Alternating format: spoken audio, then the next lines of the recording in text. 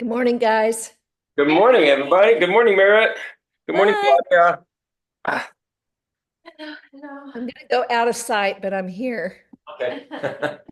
Out of sight. You are out of Out of sight.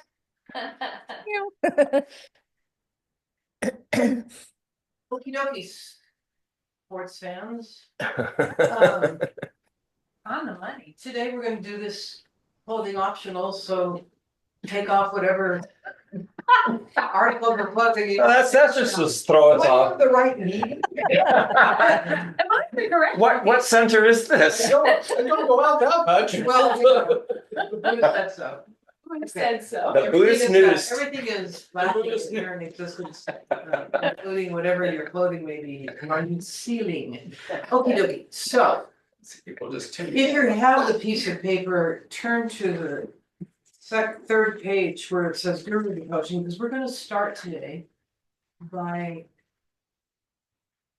calling to mind the result of why we are practicing as a way to set our motivation. And so,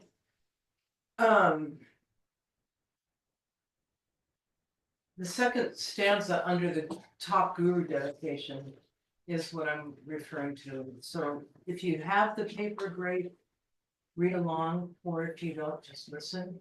We're just going to start with may. So again, keep in mind, visualize yourself for a moment. Take a moment to visualize yourself surrounded by the beings and people who are the strongest karmic connections with you, including your parents, without whom you wouldn't be sitting in this physical vehicle in this place at this time. So, but envision your circle of family and friends. And with that in mind, and then think about the people that you barely know or contact in your just day-to-day life as you travel through the world. And think about your deepest aspiration to be a positive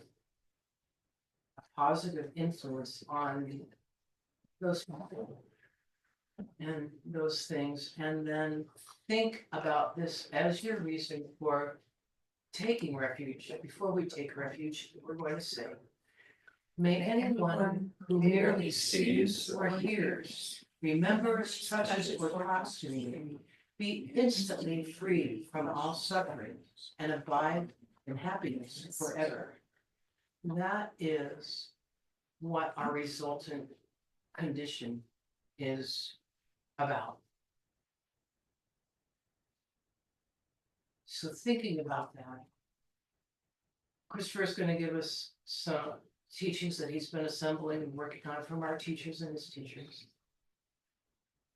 And those are the methods by which we achieve this state of being able to be the one who walks into the room or into the family or into the office or into the meeting that just in a subtle way shifts it for everybody, all the way to Buddhahood, where we shift it in ways we can't even imagine.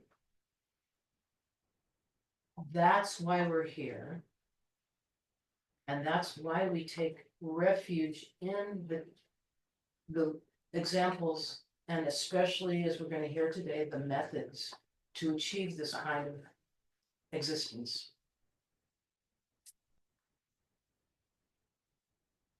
I take refuge until I'm enlightened in the Buddha, the Dharma, and the Sangha through the positive potential I create by listening to teachings and the other paramitas. May I attain Buddhahood for the sake of all sentient beings. Just think about that for a moment.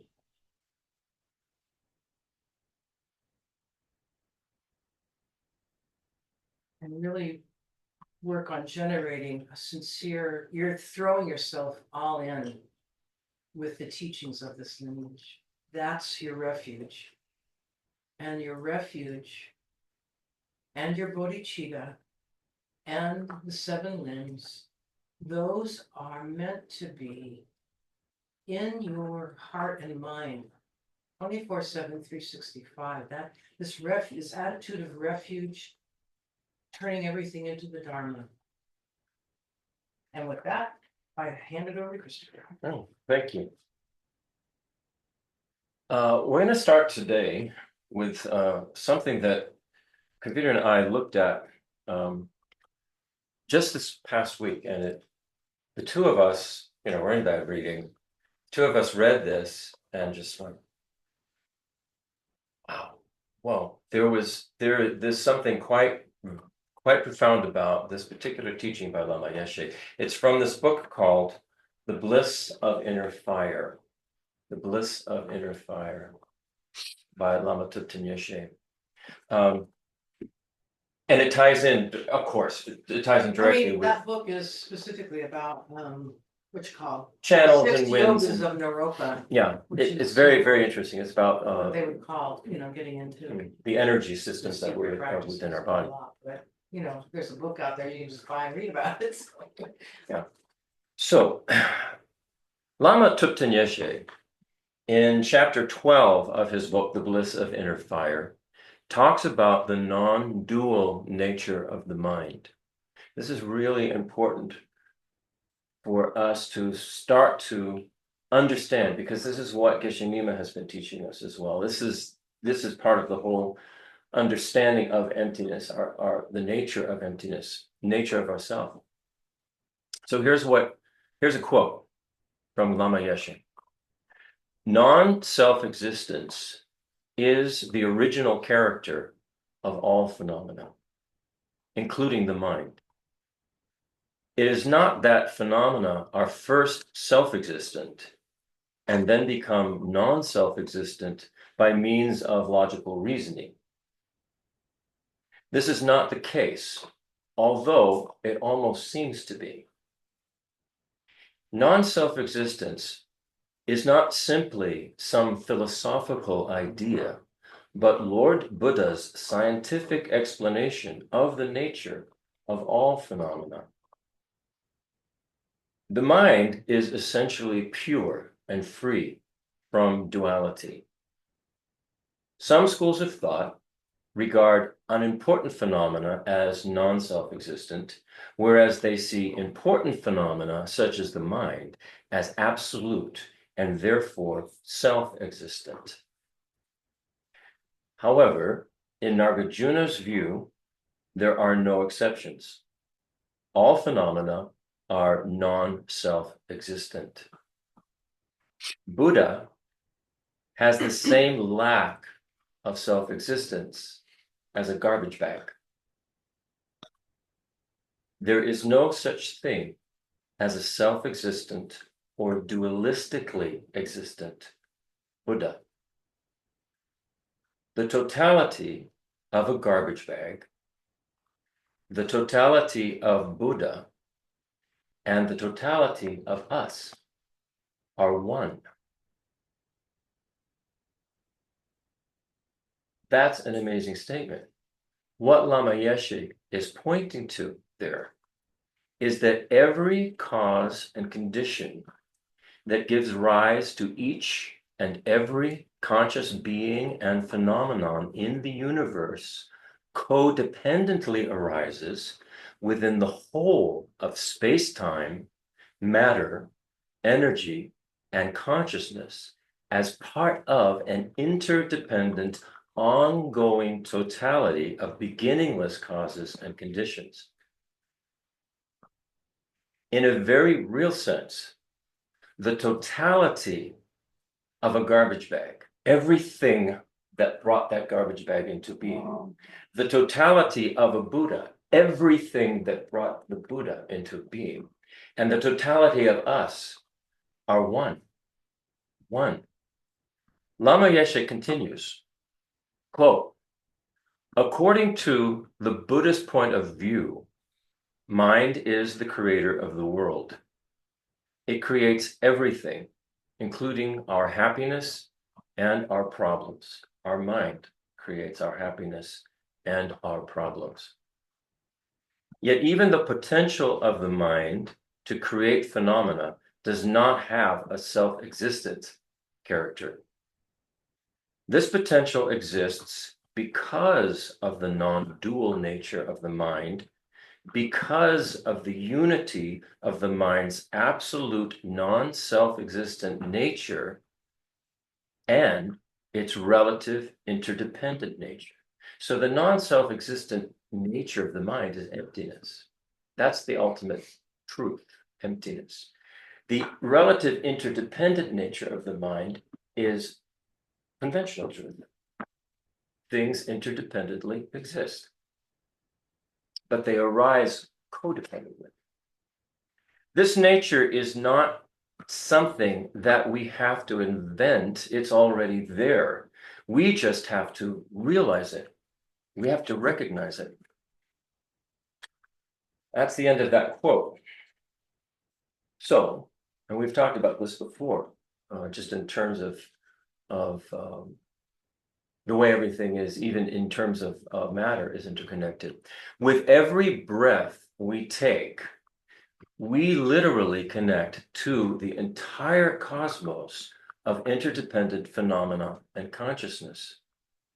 If you think about it, we're taking in oxygen, we're releasing carbon dioxide, which then feeds, all of the trees. The trees bring in from the sun, all the energy and create oxygen. It's a cycle, and that we're then connected. That means with every breath, we're connected to the sun. We're connected then to the solar system, which is connected to the galaxy, which is connected to every other solar system and galaxy within the cosmos.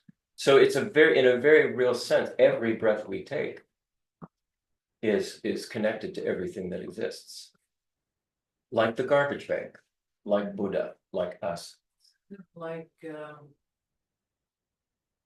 how you can say this bird here,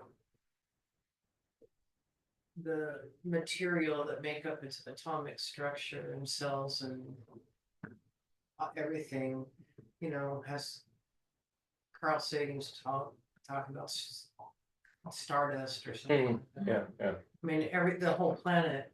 There's a pretty interesting point of view about the geology of the planet, that it's accumulating mass extremely imperceptibly, because the energy particles of the sun beating down on the planet have over countless eons caused Earth to slowly expand, which is one of the explanations of why it looks like the continents at one time fit together. And it's expanding. Anyway, it's kind of an interesting, the point it's like a cosmic 6 degrees of separation. I was reading, this is just a side to that, but I was reading last week, something to do with our classes, that the gold that exists, within the strata of the earth is actually stardust. It comes from stars that exploded, and then meteors that hit the earth, and then it formed into gold. So no wonder gold is so precious, has been so precious for ages and ages.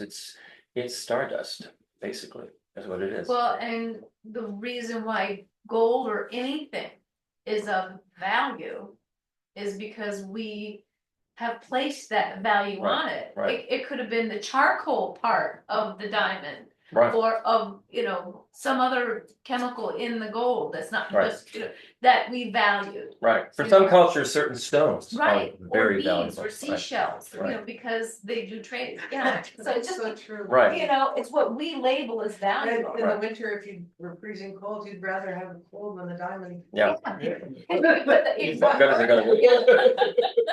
Yeah.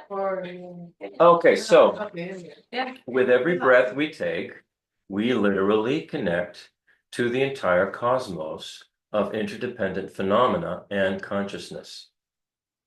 Tonglen, which is a Buddhist practice, which means giving and receiving or exchanging self with others, is a powerful way of using the breath to open our heart and mind to others. It helps us unify our mind's ultimate non-self-existent nature with our relative interdependent non-dual nature. It helps us unify our ultimate mind with our conventional mind, the emptiness of our mind with the interdependent nature of our mind. We unify that through this practice. The following is Geshe Lobsang Nima's instruction for Tonglen practice. So this is the actual practice. And this is Geshe Lobsang Nima's, this transcription of what he said. We've been under the control of the self-centered attitude since beginning. If anybody wants it, I'm pasting it in the chat. Just a link to it. Okay. We've been under the control of the self-centered attitude since beginningless time. Within the short span of our life, we have not been able to fully control our own emotions. We've often been the slave of our negative emotions and negative propensities. We never have had the conviction to go beyond these negativities. If we think of the Buddhas, the Bodhisattvas, and many others who have spent their whole life for the benefit of others, we come to realize that other-centered beings always fulfill their own wishes and the wishes of others. Instead of giving in to our self-centered attitude, we now change our orientation from being self-centered to being other-centered. We become an other-centered being. That is, we replace our self-centered attitude with the other-centered attitude. The actual exchange of self and other doesn't mean I become you and you become me. It means that we reorient our way of thinking. So far, we have considered our benefit and ourself as more important than others. Now, instead of thinking in that way, we reorient our mental focus. We consider others to be more important than the self-centered me, which is a label. Every being wants happiness. Not a single one wants suffering. Every sentient being is the same when viewed through this perspective. If I compare the well-being of all beings with the well-being of the label me, am I really more important than all others? So now we reorient our focus. In order to reinforce the other-centered attitude, we train in taking the suffering of all sentient beings upon ourselves with great compassion. One of the things I want to interject here is from my own experience doing this, is that I have found when I take those who are very close to me in my life, my spouse, my siblings, people who live with me, friends, relatives, that close circle, and I do this, it's very powerful because I know who these people are. It's sort of like when Geshe Nima was talking last time about we can start, he says there's dependent rising in terms of part and whole. And he gave the example of a family as a whole unit. And then you take each part of that family and you treat them in a very equitable way, so that the whole family is healthy and grows. There aren't any favorites, aren't ones that you push away. He said, then from that, then you can spread out to the community, to the society at large, to the whole world. So what I've found when I've done this, and I use all sentient beings, it's a very distant kind of experience for me because I don't feel personally connected, and I don't feel that the strong feeling that you can get if you do this with people that you really know very, very well. And then from there, you can go out to all sentient beings. But I'm just giving you my experience and what I've done and what I found to be very, very effective. We imagine or visualize breathing in the suffering of all beings in the form of black smoke that we take into our heart, where our own self-centered attitude and grasping ignorance resides and is very strong. Just as the power of the hot sun causes a fresh flower to wilt, the powerful compassion we feel as the suffering of all sentient beings enters our heart causes our own self-centeredness to wither and fade.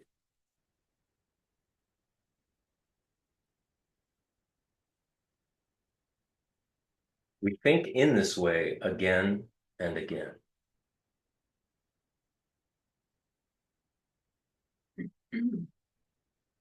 As we feel the pain and suffering of others in our heart, we let go of our cherishing and open our heart to them.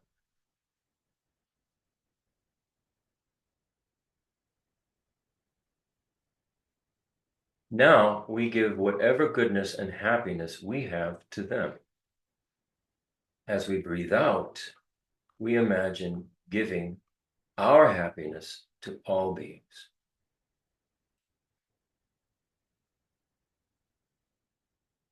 We wish them love in the form of light everywhere that purifies and comforts all who are experiencing pain and suffering in their life.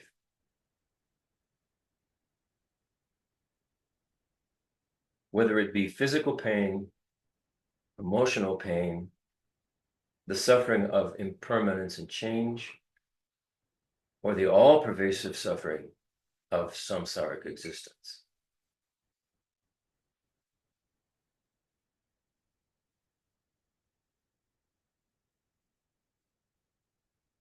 We understand that every sentient being is trapped in the suffering of cyclic existence, which arises from self-centeredness and self-grasping ignorance. And we think, may all sentient beings be free from suffering and the causes of suffering.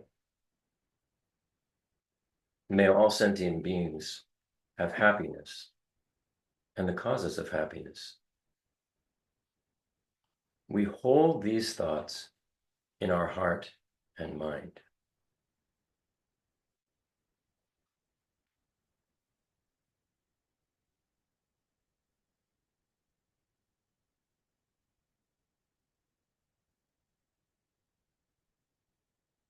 But wishing alone will not cause this to happen. Wishing is not sufficient. Who will take the responsibility of freeing all sentient beings from their suffering and its causes? I myself will take full responsibility for ending the suffering of all sentient beings and the causes of their suffering. Now we reflect on our own potential. How can I end the suffering of all sentient beings?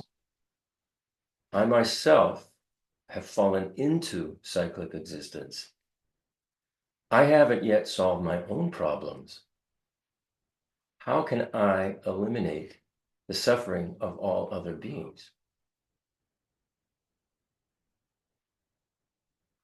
Then we think of the power and the potential of great compassion. We think of our innate Buddha nature, our ability to make a positive transformation in ourselves. If I become a Buddha, I will free all sentient beings from their suffering and the causes of their suffering and lead them to Buddhahood.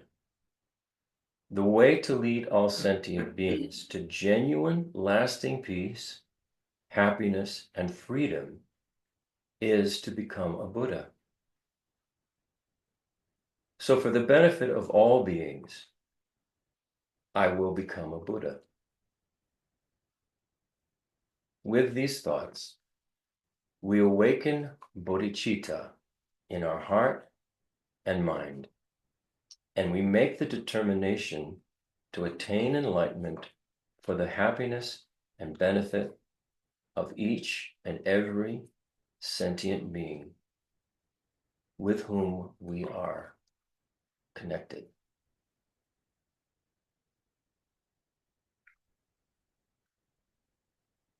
So I've been doing that as part of my daily practice, and I'm finding it very powerful.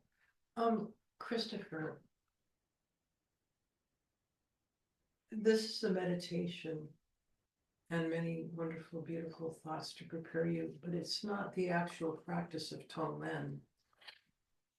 There's no. It's the way he gave it to us. The Right. breathing in and the breathing out. You're taking in the suffering, which destroys your own So I was just self-grasping. wondering if we could just take a minute to each just do that right now. Like a minute. Okay, so take a minute for the actual practices. You breathe in the suffering of others, whoever they may be, whoever you are choosing. And let that suffering, as it comes into you, into your heart, sort of destroy this self-grasping, self-cherishing that you have. So you think of it as black smoke of the suffering of other beings coming in to your heart and destroying the self-cherishing that you have. And as you destroy your own self-cherishing, you're able to become other-centered, and you are able to, the compassion that you can feel for the suffering of others arises in you, and you send that out as pure light to them. And you connect with them in that way, wanting to help them and relieve them of their suffering.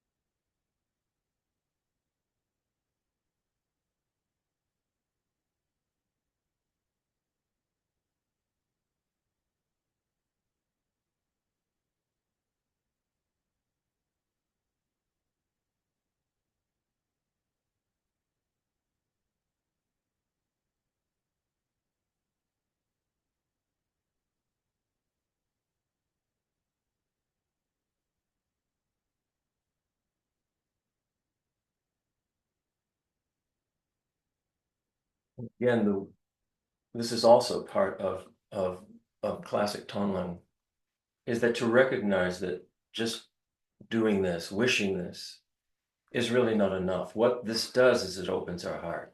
It opens our heart to others. It connects us to others. And then we realize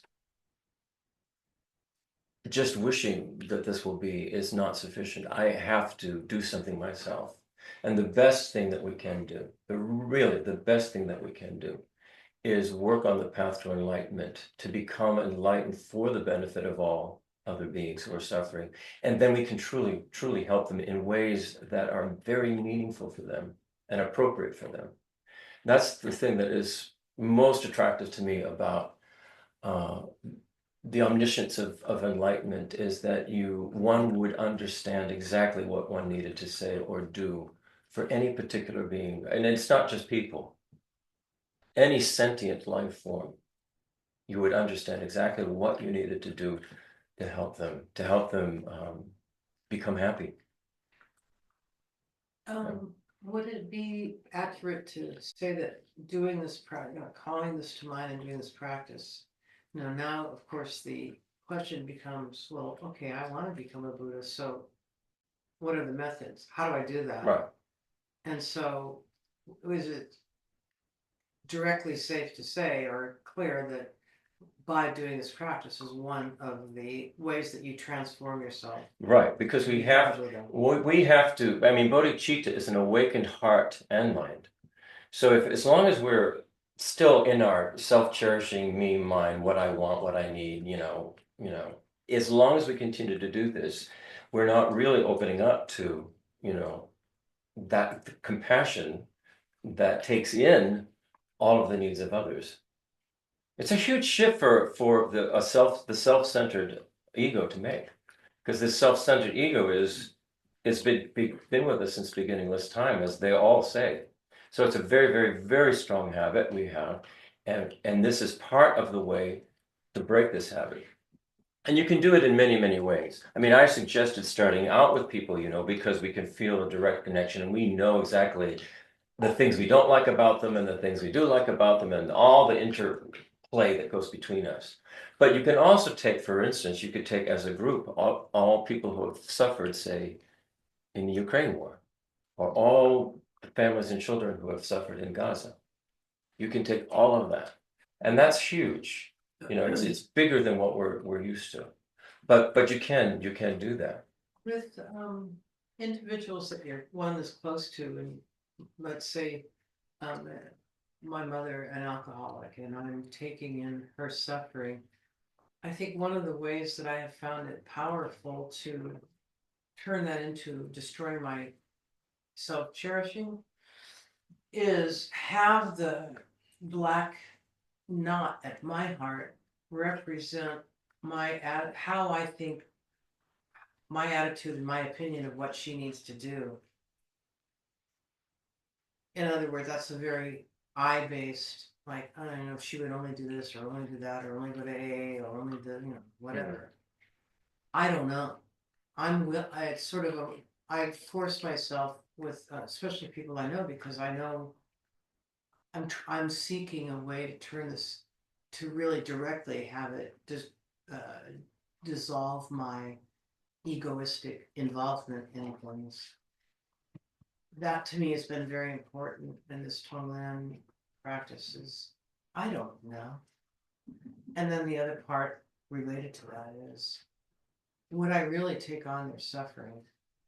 Like really and truly, like, all right, let me become the alcoholic. You know how mothers will always scream, don't take my child, take me instead. And to kind of did in touch, it's a very raw feeling. Yeah. But it's to get in worth touch with that doing. feeling. Yeah. Like it's really worth doing. We of course have the benefit of practicing, and so, for example, if someone's totally overwhelmed by their physical suffering and don't have the intellectual tools we have to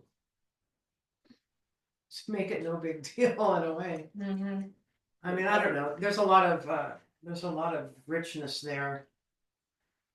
By knowing yourself and saying how can I amplify the destruction of my self-cherishing with this practice? I think you're absolutely right. At a certain point, we don't make this formulaic. We make it very personal.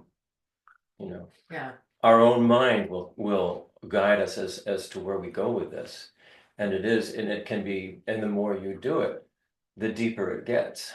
Like what you were saying, taking on, say like your mother's suffering, and then thinking, I know what's best for her. Well, we don't actually. We don't. And so it's sort of like being able to let go of that need to fix. What I'm giving out then is this, not my opinion, Not right. It's we have a lot of opinions. It's a very important thing to get in touch with. Yeah. Anyway, to me, it's one of the very profound meditations that Buddhism gives us, because it's directly addressing our self-centeredness and everything that goes with that. And part of the thinking of the layers you can add to this on our website, I think there's Geshe Drogpa's Tonglen is on there as well, and he received that from his teacher Rizal Rinpoche, as I recall, and it involves specific phases, to do with destroying your attachment, destroying your hatred, and destroying your ignorance. with regard to your attitude towards other sentient beings. It's kind of an interesting Yeah. practice. Another person who has very good Tonglen practice is Pema Chodron. So if you know, there'll be something that will work that you will feel, you know, is a starting place for you that you connect with. Of course, Geshe Nima is our teacher, so it's to me it's made a huge difference Yeah. to me. Yeah. Okay, so let's go. Let's now pick up where we left off. And so if you may recall, we left off with this idea: if there is thought, everything exists. If there is no thought, nothing exists. So again, we're getting back to the mind and the power of the mind. And we did this, and then I'll just review these couple of paragraphs, and then we'll go on as Geshe Nima continued. Aryadeva, a Madhyamaka philosopher and disciple of Nagarjuna, said, if there is thought, everything exists. If there is no thought, nothing exists. This is amazing and very difficult for our mind to grasp. If we learn about emptiness and then we think in this way, we'll realize that whatever appears to us, we label with our mind. It's just like you were saying, Tracy. Mm-hmm. And through that understanding, then it becomes very easy for us to control our negative impulses that are triggered because of the way we label objects and entities.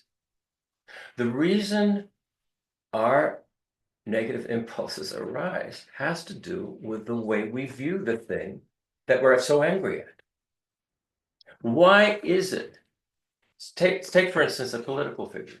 Why is it? How can it be that half the country thinks that political figure should be locked up, put in jail, or even killed, and half the country think that political figure is going to save the country? How can that be? It's not coming from the side of that political figure. It's coming from the minds of the people. And that's very, very, as a Buddhist, it's very important for us to look at that. Right.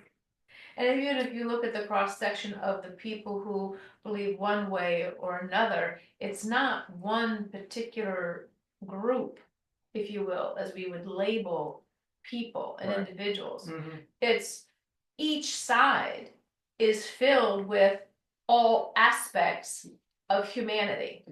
Right. From what we would consider someone homeless and destitute there, all the way up to the richest. In both categories. Absolutely. We're all, So- we're all the so- same. You know, it's So- not one socioeconomic group who Right. believes one way or Right, another. right, It's all right. of us. Right, It's right. interesting. a cross It's very, section, very, yeah. very interesting. And Yeah. so, you know, it gets back to label somehow. Right. And the power of these labels, and then back to this, what he's talking about here.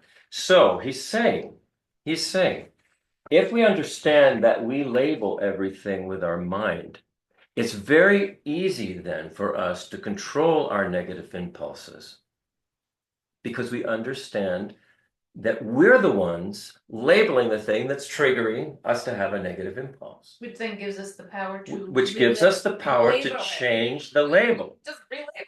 Relabel it. Yeah. This is amazing, and yet we have such a strong tendency to think, well, no, things truly exist the way they appear, that we don't think simply by changing the way we think about them, changing the way we label them, changing what it means to our mind, will actually change the way we respond. Right. So that's huge. And he says this is amazing and very difficult for our mind to grasp. So, thinking in this way, we learn about dependent origination in terms of conceptual thought and phenomena, or thought and object. Dependent origination in terms of conceptual thought and phenomena. We're the ones basically in control here. Yeah. Then we think about emptiness and we bring it back to us, our own emptiness, not somebody else's, our own emptiness. It's very easy for us then, because if we've been beginningless, then we've been habituated to I, beginninglessly. So we're very, very, very familiar with this. When we compare this with our mind that is habituated to the outside world, the mind that is habituated with I is more intense and stronger. So if we think about ourself, our own I, it's more easy for us to recognize the thing we need to negate. It's more easy for us to recognize the negation of our emptiness. It's the absence of an inherent, independently existing, self-existent I. That's what we need to be negating. It is the strongest thing we have. It goes back to the Tonglen, the self-centered me, is the strongest thing we know, which is actually needs to be negated. It does not exist inherently, and we need to negate that. And so that's the thing to work on. Our self-centeredness, our I, me, mine. This is the thing to negate. Sounds like some kind of like a team chant. Well, me. as a child, I remember, like, this goes back to childhood for maybe many of us who watched Bugs Bunny and Donald Duck and Daffy Duck and all that stuff. And there was a cartoon episode where Daffy Duck was so attached to the Aladdin's diamond, and he couldn't take it out of the cave. But when he wanted to take it out of the cave, because it would shrink or whatever. Yeah. But he wanted it so badly, he grabbed it. And he was running out of the cave going, mine. And so when it's like, Right. we're just so attached to things, ourselves. Right. You know, this is something I recalled Mm-hmm. when you mentioned that. Mm. So think of how many of us have had that experience of hearing that, Mhm. being that you, it's all about you. Right. You're the center of everything. All right. You know, and so it's very hard. Would you say that's a continuation of nature and nurture, though? Well, You're it could be. continually, when everything else is gone, you think, okay, I've got to have this. Right, So I'm grabbing gonna hang on to this. and attaching to. So, but I also think it's some When we level get of older. reinforcing that incorrect view. Right. And that And it is, incorrect view subtly. is a dualistic view, meaning Right. I exist separately, everything out there exists separately. It's a very dualistic view. When what we're being told is it's not that at all. It's I non-dual. just want to Yeah. inject, thinking about Don's comment and your Yeah. response, what Dickie has talked about how she was brought up. Yeah. To not have that Ever. attitude. Yeah.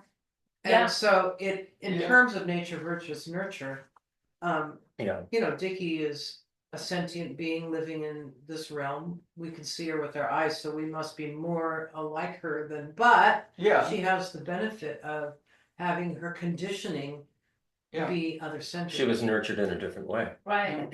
And that says a lot. I hope you don't For- mind her talking about you, Dickie. I see that you're on one of these phone. You know, I mean, if you're a Buddhist parent, this Right. is something to really think about. We need to hang around you a lot more often, Dickie. Or a Buddhist grandparent. You know, I mean, one of the things that I think makes it so impossible for us to imagine being a different way is it's really hard for us to imagine having been conditioned from birth with a completely different paradigm.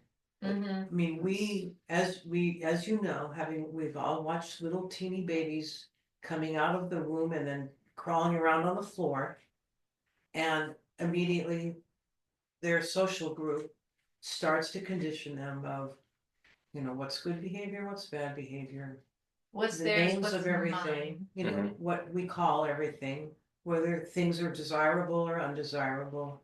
And that very conditioning is a paradigm that it's almost impossible for us to imagine living outside of that which we've been. Yeah. That's been Right, fed to us, to our minds from day one. Right. That's Yeah. really, and, keep in mind, and, well, so, I mean, I think about this often, why it is so difficult for us. Why we have such a strong tendency towards, what they call confirmation bias, right, is because from day one, we've come out of the womb and been conditioned by our social group, our teachers, whoever, to learn what is. We've right, literally been taught what is and what it means. right. And so no wonder. Yeah. I mean, it's kind of mind-boggling that we're attempting to take on a path to break That, that, well, and that that's structure. right, and that there's only certain paths to take to be A, B, C, D, E, whatever we label as successful, Yeah. failure, not. There's only one path to do it, and you have to do it this way. But that's not the case. No. There's many roads to California Right, from East right, Coast, There's not just the one way to get Yeah, but there. if you Right. don't take I-10, you're done. Okay. You want to take fortune and keep going around in circles. Yeah. So talking now, Geshe Nima said, the thing for us to focus on now, the object of negation, right, is this I, this self-centered I. So now he's going to discuss himself, his own I, in relation to the five aggregates.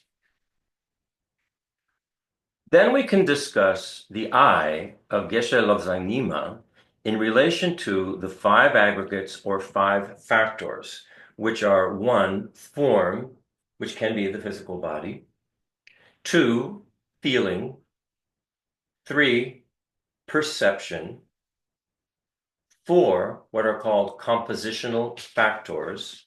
Compositional factors refer to other consciousnesses and mental factors other than feeling and perception. And 5, consciousness or awareness. Consciousness and awareness are, you could say, somewhat synonymous in Buddhism, consciousness and awareness. Geshe Lobsang Nima is composed of these 5 factors or aggregates, as all of us are. On the basis of these 5 factors, at the first level, I, Geshe Nima, am called a person or a human. Then at the second level, I am Tibetan. At the third level, I am a monk. At the fourth level, I am a Geshe. And we can do this with ourselves, what the labels that we have for ourselves. A person is labeled on the basis of the aggregates of feeling and perception. So here's something really interesting. Here's the Buddhist definition of what a person is. And so we're not actually, when you hear the definition, it's not just a human being. We're not talking about human beings. Buddhism does not, when Buddhism says person, they're not necessarily talking about human beings. That includes human beings. The definition of a person is, quote, one who performs an action and experiences the result. That's it. One who performs an action and experiences the result. That is, in Buddhism, what a person is. So, a robot or other machine may perform an action, but it doesn't experience the result of the action, which means having a pleasant, unpleasant, or neutral feeling or experience. We are a person, and our function is to perform an action, either negative, positive, or neutral, and then experience the result of that negative action or positive action or neutral reaction.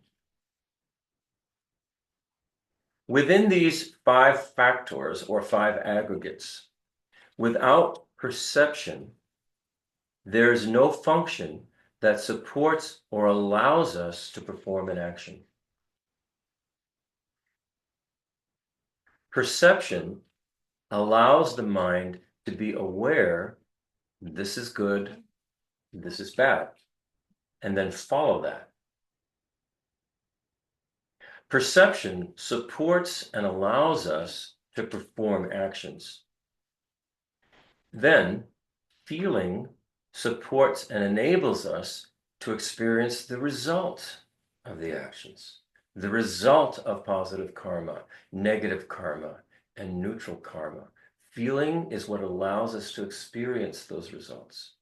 Perception is what allows us to take an action that is good or bad or neutral. We perceive it. Because without the factors of feeling and perception, there can be no performing of an action or experiencing the result of that action. And then there's no person. The person is labeled on the basis of the aggregate of feeling and the aggregate of perception.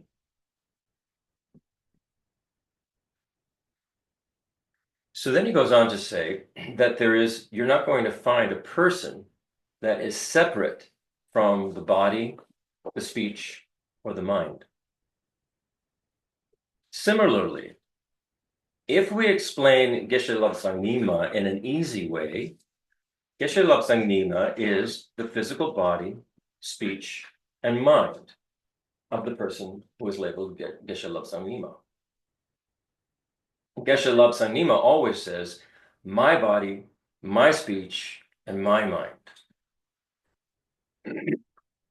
If we separate Geshe Lobsang Nima from his body, speech, and mind, where is Geshe Lobsang Nima?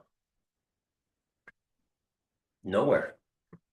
That means Geshe Lobsang Nima is just a mere label on the basis of either the body, speech, or mind. There is no other Geshe Lobsang Nima. But then he says, usually, I feel Geshe Lobsang Nima is the mind. If someone criticizes Geshe Lobsang Nima, I feel, oh, he criticized me. I feel some unique or solid, self-sustaining entity within me. But what this feeling does is affirm an inherently existent I and negate the emptiness of an inherently existent I. So when we think this way, when somebody criticizes us and we take offense and we get all ruffled and what we're doing is we are affirming that we have an inherently existing I, and we are negating that it is that is empty of inherent existence. Every time we have those kinds of reactions, and usually they're some kind of attachment or aversion. You know, they fall into the afflictive emotion category. You know, when we get all puffed up, our egos get really big because somebody's praising us for something we did, and we blow it way out of proportion. Oh my, I'm so wonderful, right? Or we're criticized and we go, how dare they? Or it gets even worse. We take it on, we take the criticism on, and then we turn it in on ourselves and go, we really are awful. We really are bad. And we become depressed, and we think we are inherently existent as this awful, depressed person. And we're making a complete mistake in these assessments. This is what Buddhism is saying.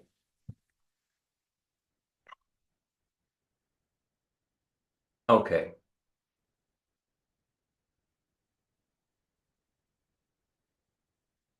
What we should negate instead is this unrealistic I. This is something we describe as the ultimate I. This is just a hallucination, the illusion I. We've been continuing to hold on to this illusion I since beginningless time, and our grasping ignorance then propels all phenomena to appear as objectively real to us. It's almost as if, because we think, well, it's not almost, it is, because we think we have this inherently existing I, then we think, well, this also has an inherently existing self-existence. Everything we see appears to us as if it has an inherent self-existence because we think we have one. Is what he's saying. So we've been continuing to hold on to this illusion I since beginningless time, and our grasping ignorance then propels all phenomena to appear as objectively real to us. We follow that and then create negative karma, and then we're cycling in the samsaric world. We fabricate or corrupt our clear light mind. So now he's talking about applying the view of emptiness to all phenomena. So, thinking in this way, we just apply all this to the mug that holds my hot water. It was holding a mug of hot water.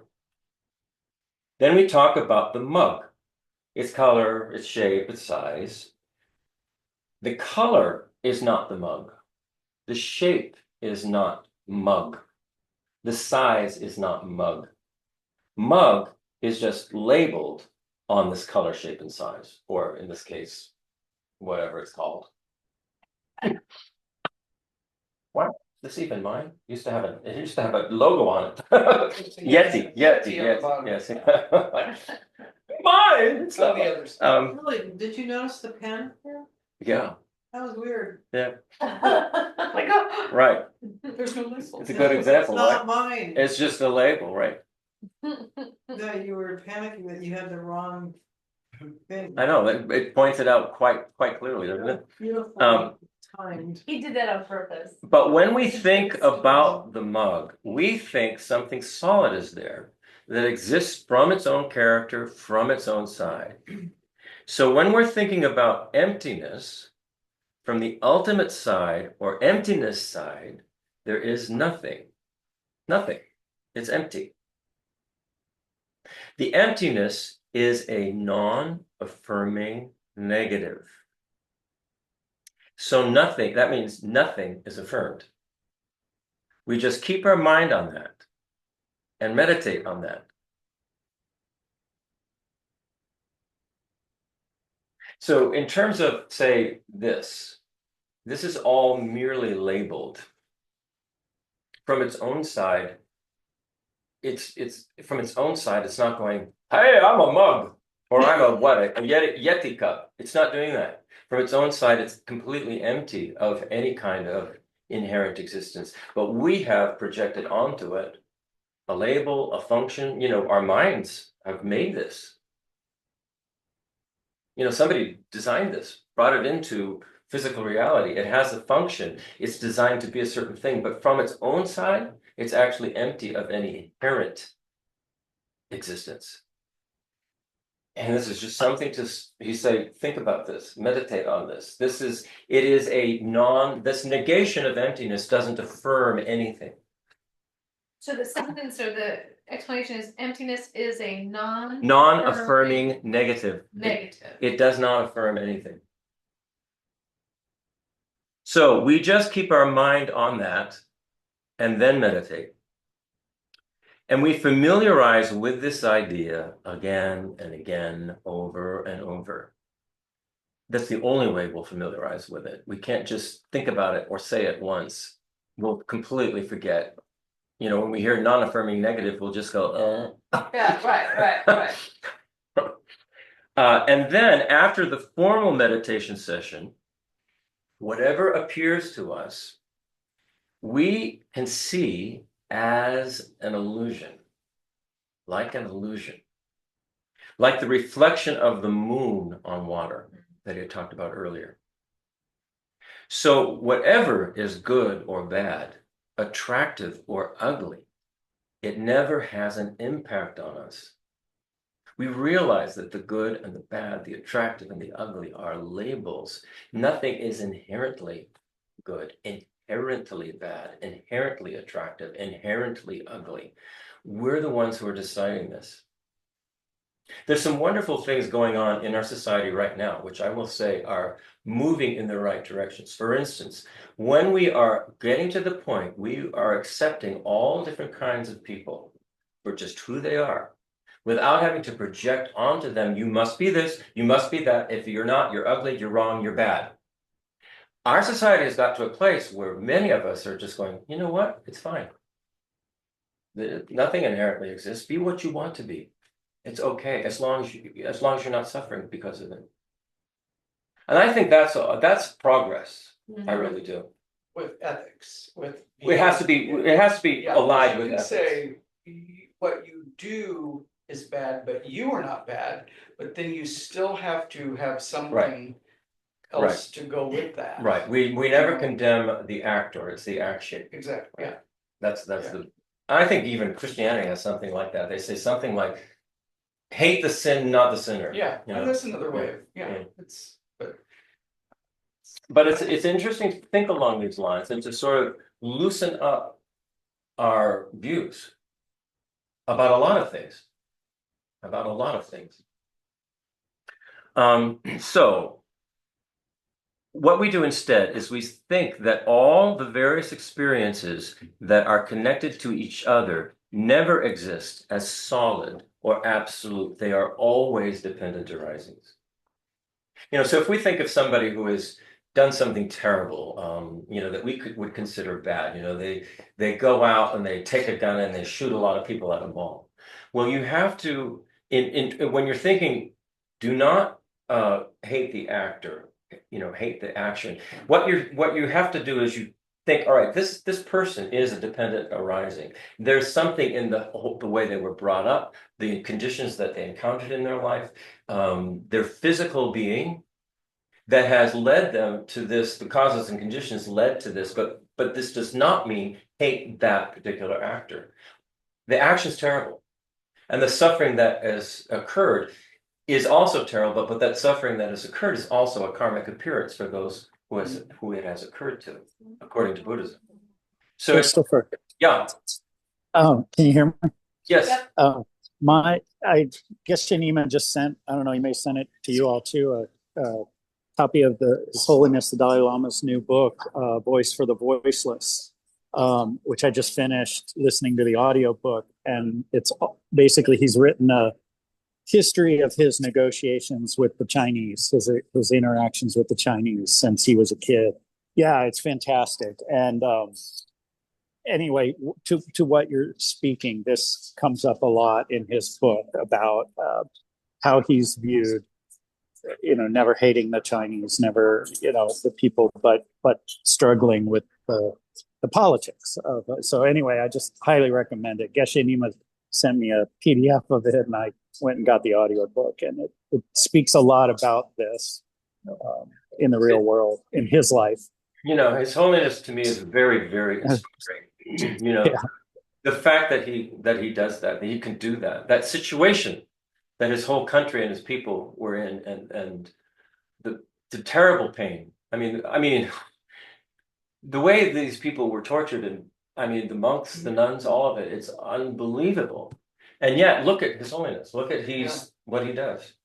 Well, and wouldn't it be prudent to say they too, that was their karmic appearance? Absolutely, and His Holiness understands that. Yeah. He totally And understands rather that. than Right. do not forget. Yeah, right. Right. At least I say. It's not about retribution and getting back. It's just Right. about This is what happened. let's clear this. Let's stop doing this. Right. Right. Sometimes this is very difficult for us. In the Heart Sutra, the text talks about emptiness. Form is emptiness. Emptiness is form. Emptiness is not other than form. Form is not other than emptiness. We apply that to ourselves. Geshe Lobsang Nima is emptiness. That means Geshe Lobsang Nima is empty of inherently being Geshe Lobsang Nima. Geshe Lobsang Nima exists just depending on these aggregates, just labeled upon the parts. There's no Geshe Lobsang Nima other than these parts. But these parts are not Geshe Lobsang Nima. Geshe Lobsang Nima is just a concept. Christopher is a concept. Dawn is a concept. Brian, Tracy, Kavita, Molly, concepts. Concepts. Thinking in this way, and whether Geshe Lobsang Nima exists or not, we conclude that Geshe Lobsang Nima does exist, because Geshe Lobsang Nima is giving a talk. Geshe Lobsang Nima eats. Geshe Lobsang Nima comes and goes places. So that's all okay. Just doesn't inherently exist. We all exist as a dependent arising, and we're constantly going through the causes and conditions that result in who we are within the next moment. So it matters incredibly what we are thinking, saying, and doing, because we're generating the causes for who we are going to be in the next moment. Which is not inherently existing, but it can either be something that causes happiness or something that causes suffering. Right.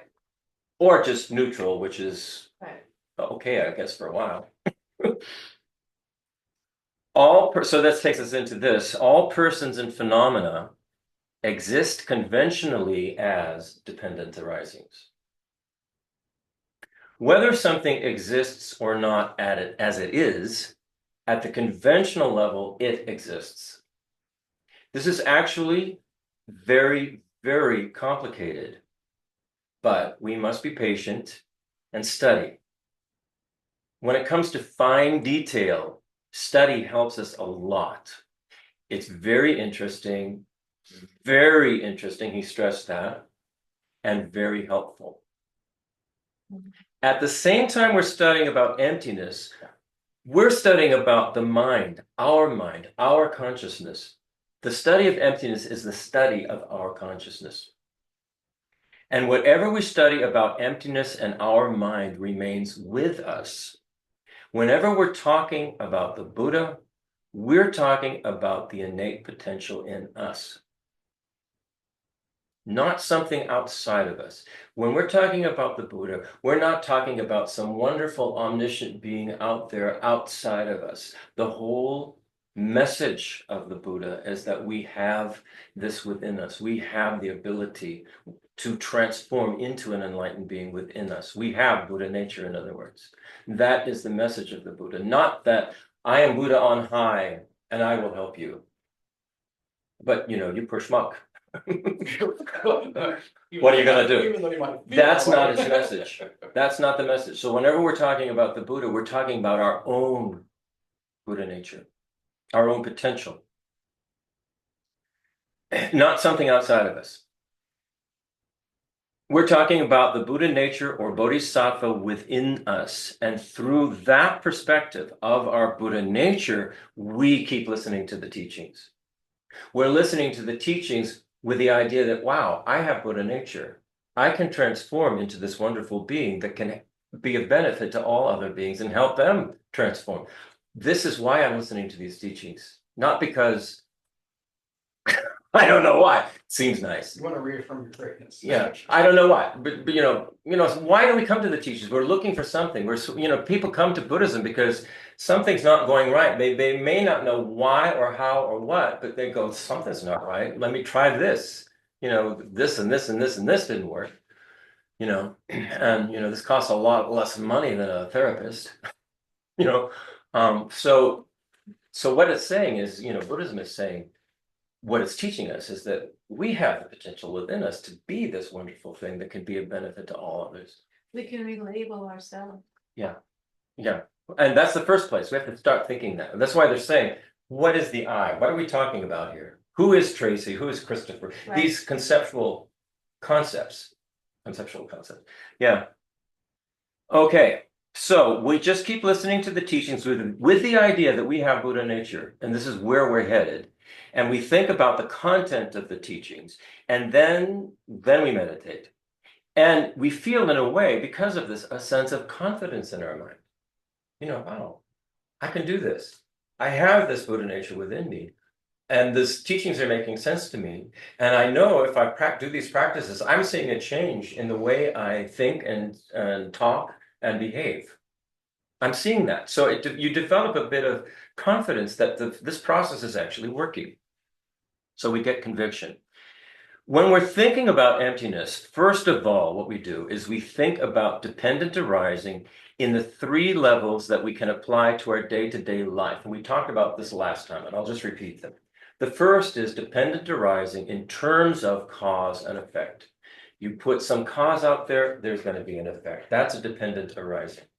And that in terms of ourselves, what we say matters, what we think matters, what we do matters, because there will be an effect that is a result of those particular actions of our own body, speech, and mind.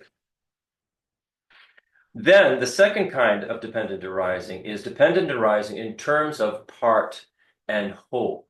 And the example he used, if you recall, was a family.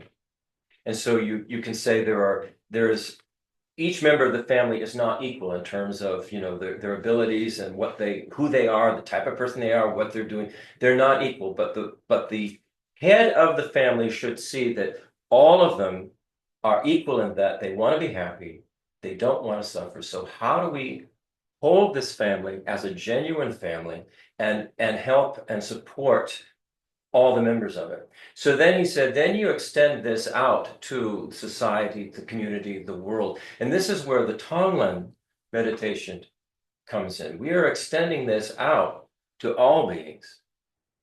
How can we help them? How can we make them happy? Ultimately, it comes down to the answer is, I have to become a Buddha. I have to continue on this practice. And the more I do this, the more benefit I will be to others. So that's the second dependent arising. And the third is dependent arising in terms of conceptual thought and phenomena. We think this exists inherently, but it doesn't. It's merely labeled, and we decide what it is. And we decide whether it's good, whether it's bad, whether we even care about it, whether we're attached to it or not attached to it. We're the ones making that decision. None of these things inherently exist. It's that again goes back to non-dualism, the non-dualistic view. Everything that our mind perceives, through our senses, our consciousness, sense consciousnesses, we are projecting onto that. We are labeling that, and we need to be careful about the kind of labels we put out there. There's a phrase that in one of the things that I've memorized that I say on a regular basis. And it's meant to be taken as literally, factually, a truth statement. All environments and beings are like magician's illusions, dreams, the moon reflected on water, though not truly existent, appearances designated by names and thoughts appear like water bubbles coming forth from water. Right. And this is Those how kinds of things are just good to have, and they're not speaking metaphorically. That particular phrase is meant to be understood as, this is how it is. It's dream illusion. it's illusory in its nature, and the fact that we think it isn't is what causes the problems. Right, like we think the reflection in the mirror is actually a real person there looking back at us. Yeah. It's like, nah. Yeah. Right. We can be fooled by that. Right. It's like hugging the rainbow. Right. Exactly. Right. Same thing. Okay, so The rainbow. so then this dependent arising, the way things, the 3 dependent arisings that we apply in our day-to-day life, he says we then turn it back on ourselves, to ourselves, and we ask the question, what is I? What is me? In terms of dependent arising. In the Reign of Accomplishments text, the 2 emptinesses in the meditation session and post-meditation session are explained. In the meditation session, we think about emptiness at this level. And here it is. Each and everything is empty of inherent existence, any kind of independent self existence. That means if you take I, does I exist or not? What is it? Conventionally, I exists. Ultimately, it's nothing. Ultimately means if we're looking for where Geshe Lobsang Nima is, someone will say, oh, Geshe Lobsang Nima is sitting on the seat. And then if Geshe Lobsang Nima is sitting on the seat, then what is this body or this mind? Ask this question. It's nothing, just mere words. It exists as mere words or labeling. There is no Geshe Lobsang Nima other than this, other than mere words and labeling. Now that sounds so crazy to us initially, but it requires this thinking. It requires this kind of meditating. It requires a certain kind of outside the box logic. But it's there. The logic is there. But we have to find it. In our day-to-day life, we hold on to something, my body, my mind. And because of this, our self-grasping is supported by superstition that is just fabricated. Then attachment overlays our mind, sort of covers our mind. And if someone criticizes us, we immediately react. If we destroy this I, then we'll have no problem. Almost like a person who is insensitive to criticism. And he laughed when he said that. Like, ha, like somebody who's insensitive to criticism. Like, that's a joke. We don't see that often. We don't see that often. I think His Holiness is. I've never seen him, I mean, Chinese say terrible things about him, but he never says terrible things about them. So, I don't know. Not all Chinese. Not all Chinese. Yeah. It's not all Particular Chinese. I mean, Yeah. that's kind of a broad statement. It's a broad statement. It's changing. Yeah, I mean, just everything right. about that statement. right. But my point is that I've never seen him have any kind of reaction to criticism. So if we destroy this I, we have no problem. So we think in this way. Then we just keep getting closer and closer. We don't understand each and everything in a few days or a few classes, but we just keep these points in our mind and we study again and again and again. So this is something he wanted to share with us. This is called 4 Essentials to Define Emptiness. I want to share this line from the Lamrim teaching, where the ancient Nalanda scholars introduced the logic of how to argue the existence of the emptiness of self and other. The first logic is applied to this. So these are 4 essentials. The first essential is 1, the essential of identifying the object of negation. That is the belief in the existence of the object from its own side, an objectively existent object. In our case, So it's not the object we're negating, it's the belief. it's the belief. In our case, we're negating this idea that there is some kind of inherently existing I or me, like some solid, real thing. That actually it's a concept.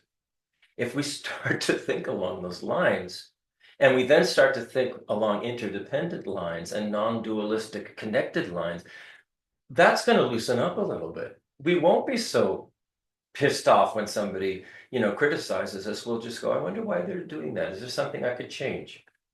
Is there some other way I could behave that would, calm them down? Rather than going, how we do. So we want to identify the object of negation. That's the belief in the existence of the object from its own side, an objectively existent object. The second essential is 2, the essential of understanding the emptiness of the object being one with its parts. So, in other words, the object, how do we do this? The object is empty of being one with its parts, in other words. So we see this object of this cup, right?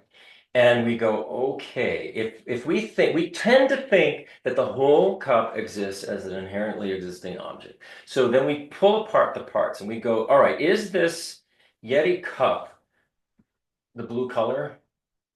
Is blue color, is that a cup? And you go, well, no, not really. Is the material, this material of metal, steel, whatever it is that a cup? You go, no, that's not a cup, no. Is plastic a cup? No. Is a magnet, this little thing, is a magnet a cup? No, a magnet's not a cup. Is the logo, is Yeti, is that a cup? So where's the cup actually? It's none of its parts. So this is the emptiness of the object being one with its parts. Then the other one is, the third essential is the essential of understanding the emptiness of the object being different from its parts. Okay, so where is this Yeti cup? Is it something here that's different from the blue color, different from the metal, different from the plastic, different from the magnet? Is it something that's different from the logo? And you'll go, well, no. It's not something that exists different from any of those. So it's neither one with all of its parts, nor is it different than all of its parts. And we're like that too. Everything's like that. Everything. Take anything and do. Cups work well because they're always by the side of the person who's talking. But and you can hold them up and talk about it. But take that example with everything. Everything.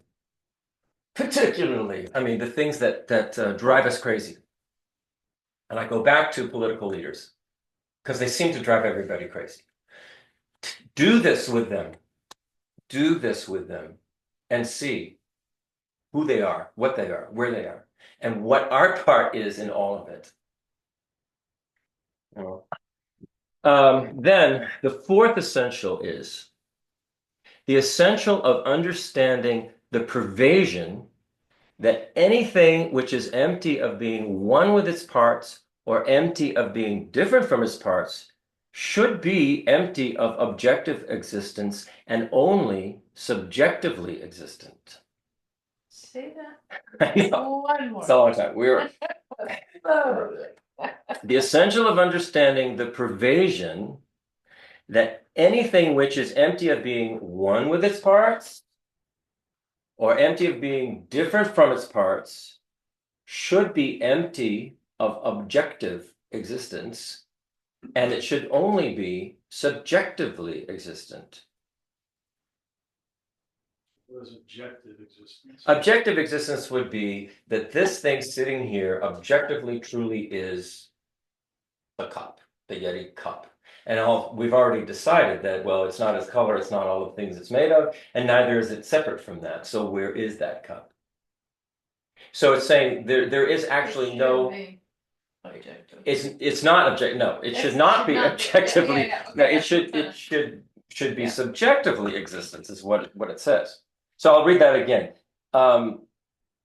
The understanding that anything which is empty of being one with its parts or empty of being different from the parts should be empty of objective existence and only subjectively existent.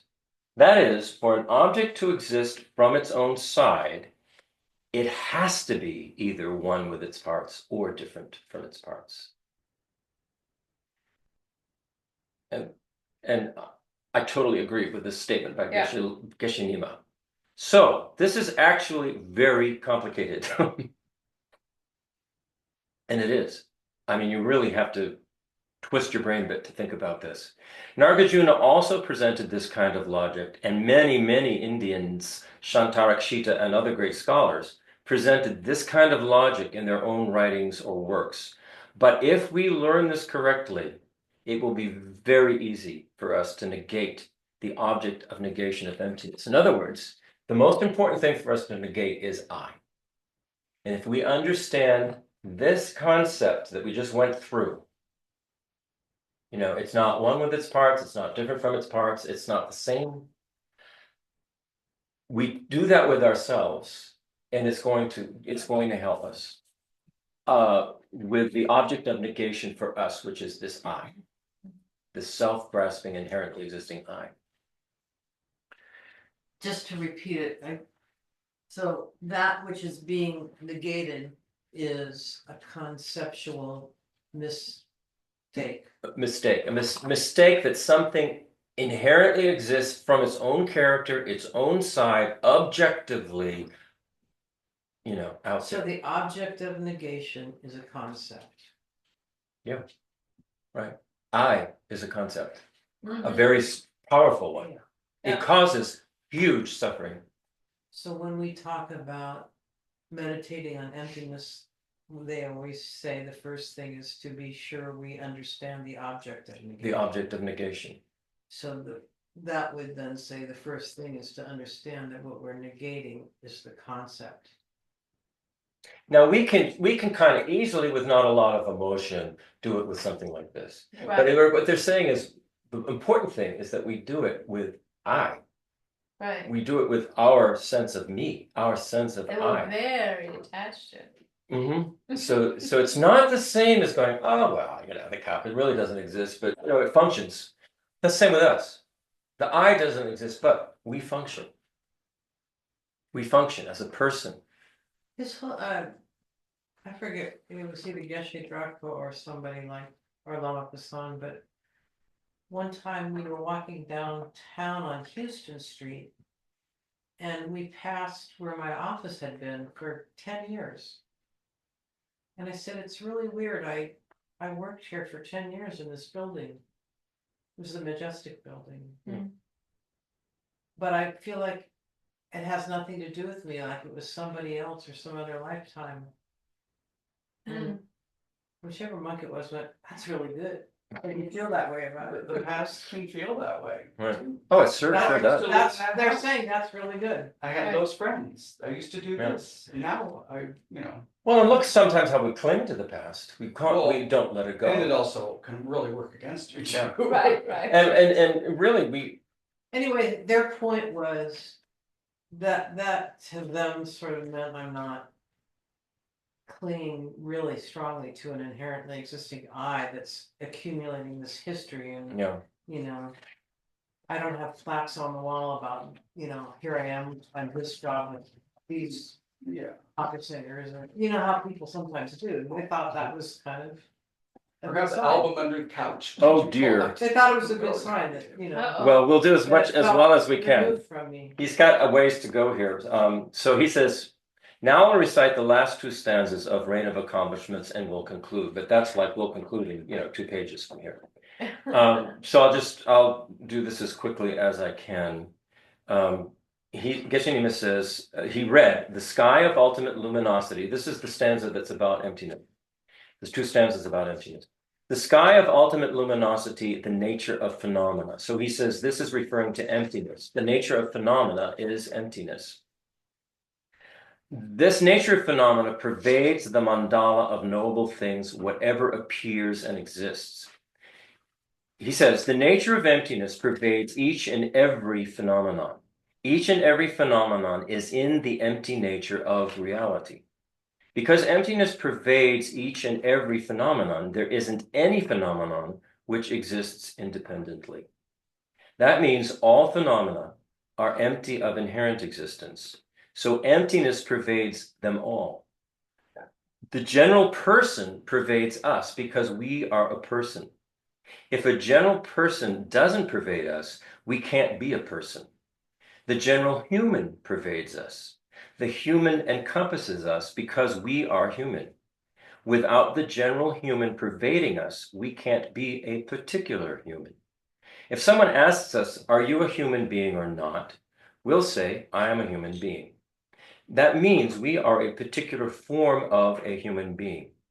A human being is general. The general pervades the particular. This is discussed in the Buddhist collective topics. Then he goes to the next line. The way things actually abide beyond expression, right there. He says the reality of emptiness is difficult to explain. Actually, it's inexpressible. When we directly experience the real nature of emptiness, at that time, we just express it. Otherwise, we just explain through the generic image of emptiness. We cannot explain it in words. Then he goes to the next line. Abandoning mental fabrication, look into the essence of empty clarity. He says our mind is governed by the nature of emptiness. We can't explain each and everything because of our mental fabrication. It's like how sometimes on the road, we see the appearance of a mirage. This is like our mental fabrication. The next line. Without allowing the mind to wander, remain in a state of dharmata. Dharmata refers to emptiness in Sanskrit. Dharmadhatu or dharmadatta. Dharma means phenomena. Datta means emptiness. So it means the emptiness of phenomena. Without allowing the mind to wander, remain in a state of dharmata, the emptiness of phenomena. Next line. Without losing mindfulness, remain in a state of dharmata. Without losing mindfulness, we always keep our mind abiding in emptiness. That means thinking about emptiness without any interruption or other distraction. Always thinking in that way. This second line is referring to the post-meditation state. Because of our familiarization with emptiness during our formal meditation state, when we are familiarizing ourselves, when we come out of that formal meditation session and we encounter each and everything, including people, we don't think whatever appears to us is independently or absolutely existent.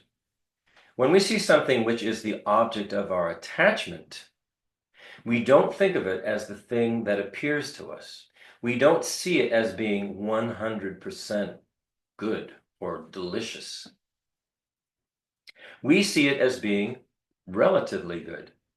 If we don't have this idea, then whatever beautiful thing appears to our mind, we see it as 100% good. And another thing is 100% bad. This creates problems in our mind. When the 100% good appears to us, we immediately generate attachment in our mind. And when the 100% bad appears to us, we immediately generate aversion or dislike for that thing. And then we have a sense of indifference toward that thing. We don't care about it. And then if we destroy it or we damage it, we don't care. For example, a human being. If we don't feel compassion or a sense of caring, we can become indifferent to others' suffering and we can destroy them because we don't care. And this is what goes on. It is this play of attachment and aversion that does not exist from its own side, actually. It's just coming from our mind, our grasping. The next line is, the six roads, at the crossroads of the six collections of consciousness with all their various appearances. We have five sensory consciousnesses and the mental consciousness. Through our eye sense consciousness, we see different colors and shapes. And then our mental consciousness holds thoughts and concepts about things.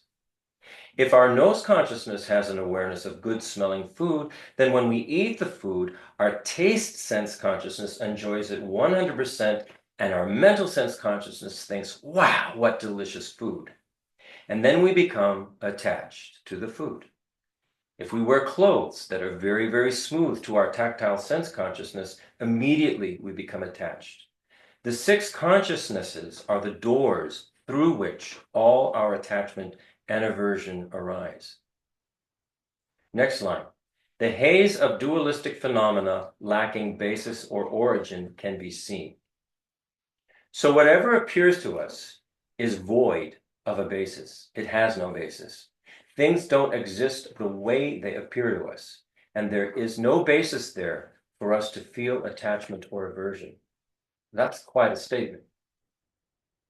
Next line. A deceptive, illusory spectacle, right there. Without thinking of it as real, look into the expanse of emptiness.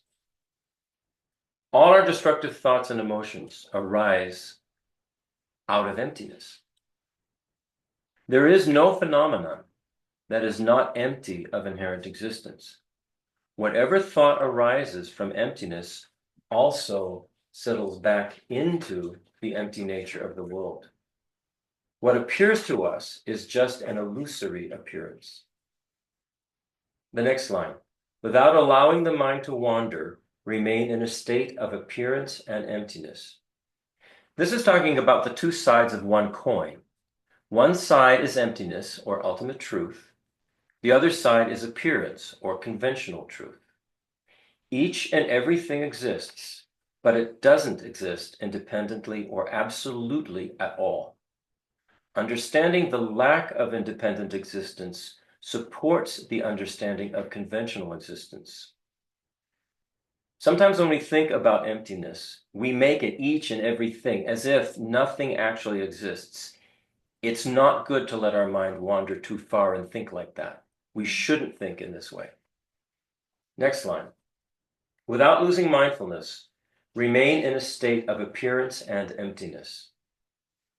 Each and everything exists as an appearance. My mug exists because it appears in my mind and it functions as a mug. For example, if you replace my mug with a picture of a mug, it's just a picture, not a mug. This is because the picture doesn't function as a mug. If it functions as a mug, then it exists as a mug. But it doesn't exist by way of its own character from its own side.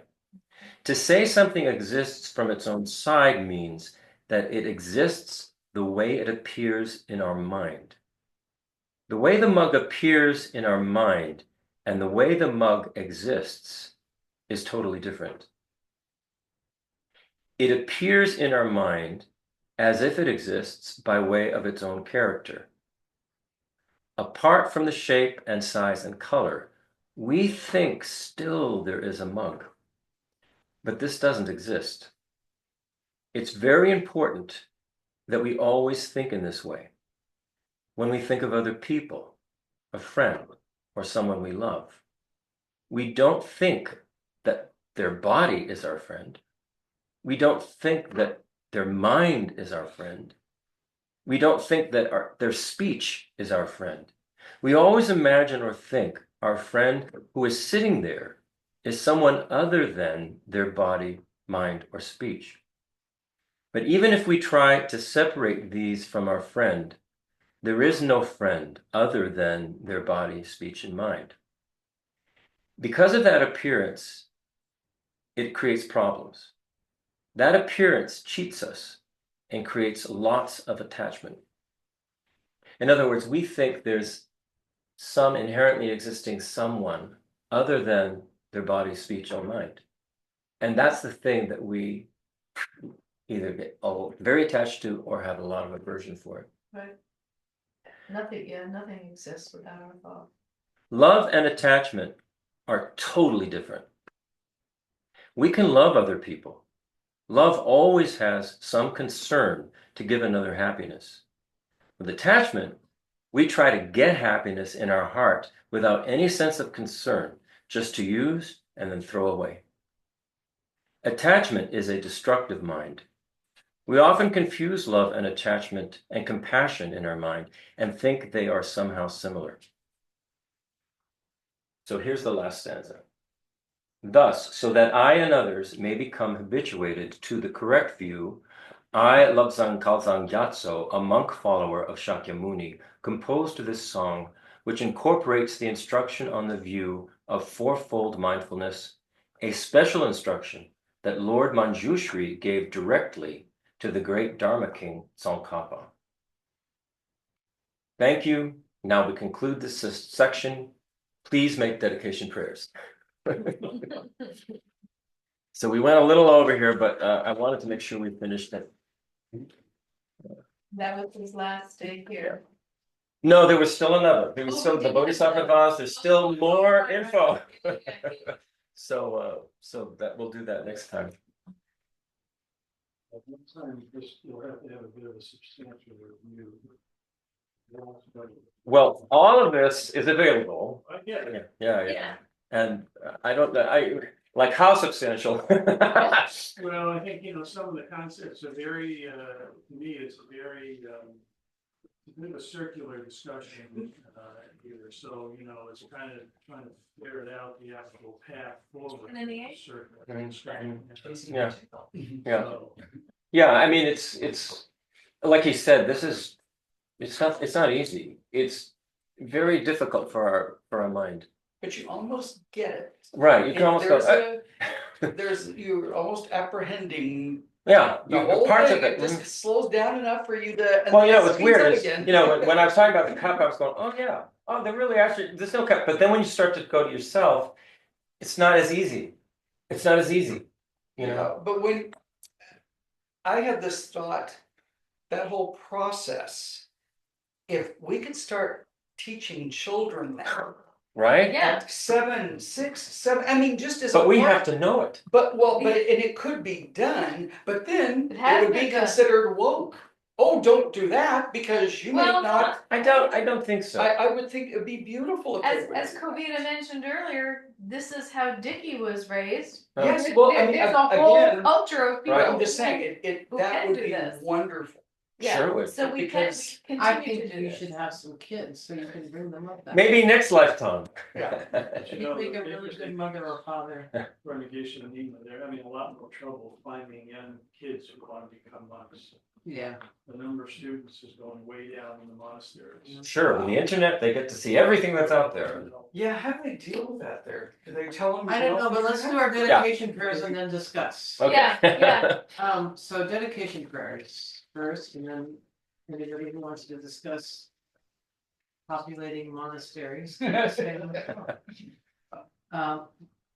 Back where we started, so we'll just do the page 3 guru dedication. In all my rebirths, may I never be separated from spiritual masters and enjoy the magnificent Dharma, completing all qualities of the stages and paths. May I quickly achieve the state of Vajradhara. May anyone who merely sees or hears, remembers, touches, or talks to me be instantly freed from all sufferings and abide in happiness forever. It is only from the kindness of my guru that I have met the fearless teachings of the Buddha. This is the how-to method. Thus, I dedicate all merit so that all sentient beings in the future may be guided by kind and holy gurus. That's like what you're saying. In the future, may all children be, Right. be exposed to this, so that Yeah, as they grow absolutely. up there, this is part of the way they think that, it would be I would just be a different experience. All right, any volunteers for having kids in their next life so they can bring them up with an appreciation of But I interdependence? think that they should take I think we need the time. the bad guys that are being, sent back to Venezuela, they ought to send them over to India to the monasteries. I don't Idea. think that'll work. I'm Good sure. luck to ya. I don't think India's gonna- Reality, Yeah. you can go to this prison or you can here and become a Geshe.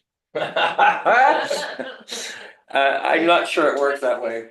6 years of education to Yeah. become a Geshe. I don't think you can force the track that they anything. were on. That's true. That is. Okay, darling people. Merritt, do you have something you'd like to say, your beautifulness?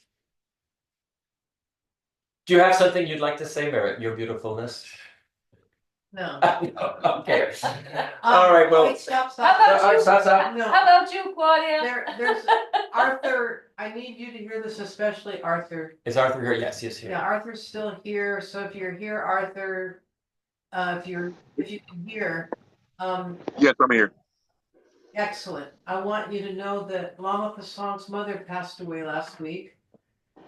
Yes, I spoke with Lama Pasang about a few days ago, Oh, and he informed me of such. Yes. Okay. Oh, that's great. So if it's okay with you, the balance of your monthly we're thinking of sending quite a substantial, contribution to the Lama Prasad is arranging for the monks to say prayers and traditionally, monetary donation goes with that, so if it's okay with you, we'll apply whatever from this year hasn't been already funded from your donation to that cost. Yes, certainly, certainly. Yeah, and then you. And I think I expressed to Lama Pasang that he could like, or you all could just do with those increments to go towards whatever Yeah, see fit. I'll copy you and him in an email just to follow up with this, but. So for the immediate thing, he's gonna send me the name of, I guess either his brother or his nephew to pick up a donation now so that they can do the full enchilada prayers at the temple there in Garsala. Okay, Okay. Okay, thank you. Bye, You Claudia. guys are both Bye. great. you. We'll see you all next time. Oh, yeah. Bye. Thank you, Thank Chris. you, guys. Thank you, Kavita. Always